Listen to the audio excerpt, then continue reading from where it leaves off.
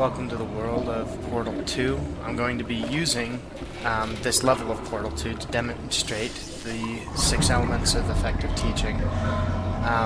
First, let me introduce you to the game so you can know what's going on. Through portions of this test, we'll be considering me as the player as the student in this scenario, in this classroom here. And in other portions of this test, we'll be looking at the perspective of me being the teacher, with the different components of the test chamber being the students. Let me introduce you quickly to the different components of the game that will be involved here. Here we see an orange portal and a blue portal down on the opposite end of the room here. And I can actually place those on any of the white panels I want to with this nifty gun here. Yeah, I can shoot a blue portal. Here I can shoot an orange. If I put an orange down here, whenever I walk in this blue, I'll come walking out the orange. If you see there, that was me walking in on the other opposite end of the room. So here I am down here. If I walk back in the orange, I'll come back out the blue again. Another component of this test, here's the entrance where I entered, and the goal is to get out the exit. Here's the exit. You can see the door's closed. It has an X on it with dots leading over to this big button. As soon as weight is on that button, the door will open. As soon as the weight is off the button, the door closes again. So I can open the door by standing on the button, but that doesn't accomplish much because it closes again as soon as I move towards the exit. So we're going to need yet another component in order to achieve our goal. And it's up here. Up in there is a weighted cube, and we can place that cube on the button, and it will it'll hold the door open for us. If we follow the dotted lines, we'll see this button will deliver us a cube. It says here, look, instruction, cubes fall down, watch your head. So let's press the button. There's a cube, and it splashed down in the water. We can go ahead and call on as many cubes as we want, and they're gone. So we need to figure out how to secure ourselves a cube. And we've been given yet another tool at our disposal, and that's this glowing blue beam over here. It's called hard light, and it shines like light. Room's falling apart, honestly. It shines like light and is hard, so we can step on it, stand on it, walk around. And kind of the object of this level here is to learn and become familiar with the properties of this hard light. We can see it's being emitted here, and it shines until it hits this surface here, and then it dissipates. So let's take a look and see what happens when we try and get the portal to go through, the light to shine through a portal. See, it continues on, and it will keep going till it hits a hard surface. So wherever we want to, given that we have an orange portal here, we can place the blue portal and let hard light shine wherever we want it. Given that understanding, we can see we can get anywhere in the room pretty easily. See, we can place a little bit of trust in it. It holds our weight. Wherever we want to have some surface to walk on, place it there. It'll get there quicker than we will, so if we place it underneath us, we can fall down onto it. And we still have a portal at one end, so we can walk in this portal and come back out onto this original surface upstairs, right here. So if we want to get back over to this place, we can get there the old-fashioned way just by putting the portal and walking out the portal. Now, back to our problem of this cube splashing down in the water. Now we have a new tool at our disposal. So, given this hard light, we can actually catch the cube on its way down on this hard surface. So now when we press, there's our cube. We caught it. And we can just grab this, bring it over here to safety, and we've retrieved our cube. Now, our puzzle's only half solved here, but let's take a look at some of the aspects that we want to approach with the 6 elements of teaching. First off, let's take a look at this learning environment. There's a lot of things that are negative about this learning environment, as we saw this panel falling off the roof. This place looks like garbage, broken windows. Oh yeah, that roof's falling in above our heads, and not to mention there's a slimy pool of death below us on each side. Not a safe or inviting learning environment, but there are some helpful things we can see here given to us. All of the tools we need to be successful are here. We have the buttons to get doors open, the buttons to deliver the cubes, to open that door. We have the hard light provided to us.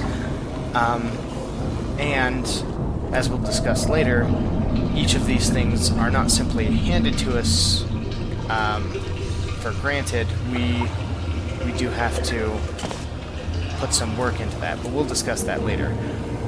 But also, we see here some safety guides and some instructional posters here, which really do help. See, here's some basic, very clear instructions on this hard light right here. It passes through portals, and you can walk on it. It doesn't tell us that we need to have hard light to catch a cube to keep it from falling in water. We can deduce that, but enough information is provided to us that we can make that deduction. Here is also, clearly shown this is connected to this, and once again, pushing this button drops a cube. Watch your head, they hurt. Very clear instructions. Here's the exit. See the man leaving. Once again, shown, go here. Very, very clear. Very clear instructions that, in this scenario, are familiar to a regular user. Now let's approach professionalism in this scenario. We have a lot of hazards that need to be avoided. They're not the same hazards as exists in classrooms, but they are comparable. We can draw a comparison. And that is, there's a lot of availability for us to mess around, just kind of have some fun in here. And there's a lot of potential to get ourselves hurt or do some detriment to the real goal of completing the chamber and setting ourselves back. For instance, if we go back over here, if we're messing around with this cube too much, balancing around on here, we could lose it. And then that puts us right back to the beginning. We then have to start over retrieving the cube. And if we're not careful, that doesn't work. Much like our classrooms, without professionalism, if we're messing around, if we're doing things unsafe, that is to say, if we aren't treating students with proper respect and distance relationship, in that it's clear that we have a teacher-student relationship and not a buddy-buddy relationship, then we're at risk to really cause some harm there. We won't explore that too much farther. So let's take a look at the next point. We've already gained control of the hard light, but let's explore a little bit the implications of how this is presented to us. It's given to us in this scenario in the light of continual assessment. The test chamber continually checks on us, as its student, whether or not we truly understand the concepts that's being presented to us. Do we understand the implications, and can we apply and draw on previous concepts? Previous concepts such as the basic use of portals. We can get across the room pretty easily here. It also requires us to put ourselves in the position of most opportunity. When we were across the room, we can't get control of that hard light. We have to get over there. We have to get to where we have access and where we have opportunity. And once we've done that, it really opens up the world to us. Now we can use this hard light. We also have to solve problems using previously gained knowledge. This hard light, this is not our first encounter with it in this game, and so there should be some basic understanding that you can cross rooms with it. This is probably the first time that we've ever had to use it to catch a cube, but we could reasonably deduce that that's available to us. There's certainly a measure of planning and preparation that's required in this. First off, we see that the room's been prepared for us, that we have everything we need. We have all these different components that make the test possible. We are also required to do our own planning and preparation. We could get to that button pretty quick from the beginning of the level, but if we get to the exit without this cube, it's pointless. We can't finish the level. And so, if we were to get there without the cube, we just have to turn back around and start over because we weren't prepared to get there. We got there too soon. So, we can't get to the button empty-handed. We need to bring this cube along with. Not only do we need to get ourselves to this, the position of most opportunity, but we need to get there in the right way. We need to be prepared when we are there. Prepared to use this position, this scenario of most opportunity. And it's simply not given. It's not simply given to us. We don't show up over here in the cubes here waiting for us to place it on the button. We have to figure that much out ourselves, and our students will have to as well. That's the only way that we truly learn and grow from the situation and become better at those practices. So it's important as teachers we don't do everything for them. We simply provide them means to do things for themselves by providing them the tools necessary to accomplish the task. Now, one last thing in reflection is the quality of instruction. We've looked at the quality of the environment and assessment and such. Does this provide an appropriate challenge level? Given that this is, well into the game, you should be pretty familiar with a lot of these tools. It is not over our heads to be able to come up with these answers, these solutions. But it, probably having never seen this before, this would be very difficult. It'd be pretty difficult, but certainly possible to accomplish this puzzle. And that's exactly the goal, is we don't want easy answers, we do want this to be a possible task. Does this focus on learning needs?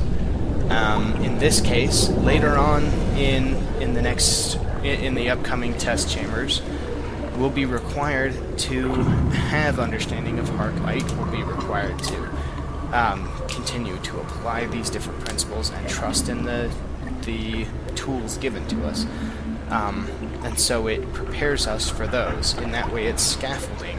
It's giving us easier scenarios, basic things as we're getting used to them, and then removes the scaffolding, lets us really stand on our own. This test chamber in particular does quite a bit to allow for different learning styles and creativity. There's a dozen ways that you could probably solve this same puzzle. And it's really up to the student to come up with whatever answer fits them the best. There's no one way to do it. And that's the case with most of these different scenarios, each one being different, requiring a level of creativity and allowing a lot of freedom of creativity between different test takers. So, that being said, we'll go ahead and finish Well this done. level. In fact, you did so well. I'm going to note this on your file, in the commendation section. Here's some positive Oh, reinforcement. there's lots of room here.